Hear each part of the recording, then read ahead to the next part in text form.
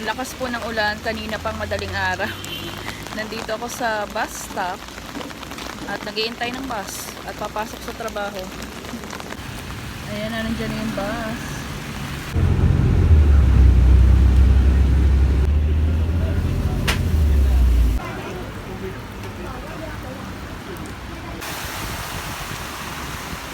Wala ako matawidan. Mga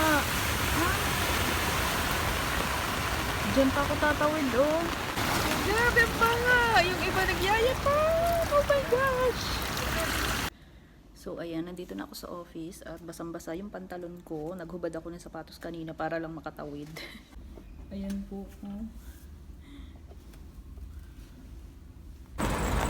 Ayan, oh. Mukha na yung baha.